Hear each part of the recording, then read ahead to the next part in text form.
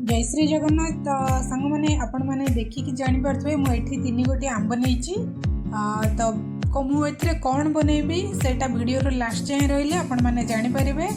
तो देखु मुझे प्रथम आंबर जो डेम्फटा रोचे काटिकी बाहर कर देती आपको मुझे दुई फाड़ कर आंबर पर्ल गुड़ा बाहर करी। तो ये तीन आंब यूज कर चाहिए आपण हिसाब अनुसार माने आपन को जी कम अधिक दरकार से ये करेंगे।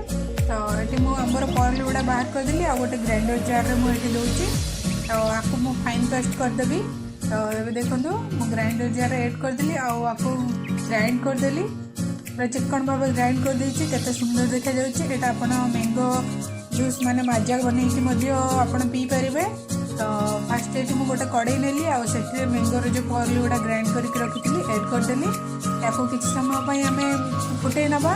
तो ये मुझे एड कर देती आपको बार बार टी घाटी नौ ना तले लगिबार भी चांसेस बहुत रोचे।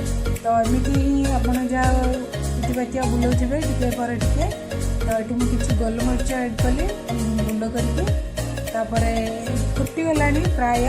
तो आम होमर पर्ल गुड़ा लंका गुंड अल्प टी स्वाद अनुसार लुण आपको आटे टाइम फुटे ने। तो यहाँ बनवाई मात्र 10 मिनट लगुच। तो अभी देखो अलमोस्ट हो आसला। तो आगे 5 मिनट फुटे ने मुझे गोटे पीस गुड़ एड कर आंब बहुत मीठा थी आपण मैंने आंबर परिमाण मीठा देखिकी आपण मैंने गुड़र परिमाण एड करेंगे के कौन लगे।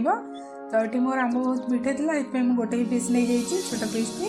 तो ये देखो हो आसला तापर ये मु तेल गोटे ग्रेस कर दूची प्लेट रे। तो ये बनई आंब सोडा आपण मैंने देखिए जाणी जाइए। तो देखो ये मुझे एड करदेली आंबर पर्ल गुड़ा। तो आपको स्प्रेड करदे चारिआडे एमती बढ़िया से खसिक पड़े आस चारिपटे। तापर मुझे पिटी बातियारे टी चारि साइड बुले देती माने समान भाव कर देती होगा। आपको ये सुखेवाई छाड़देवी। ये तो आम पुनः मुनसून स्टार्ट है ही वर्षा लगी रही जमा भी खरा काटनी आपको मुझे पंखा तले ही सुखी खरारे जब सुखी था तो आगे भलसे सुखी था पंखा तले जेहेतु टी अदा अदा रही जाइए किंतु टेस्ट बहुत बढ़िया होता। आमती प्रोसेस सठिक भाग मापर बनातु बहुत बढ़िया से हम। तो आशा करुच्ची वीडियोटी बहुत भल लगी वीडियोटी भल लगे लाइक शेयर करने सहित चैनल न्यू थे सब्सक्राइब करदे पाखरे थी बेल आइकन को प्रेस करदे एमती न्यू न्यू वीडियो रेसिपी।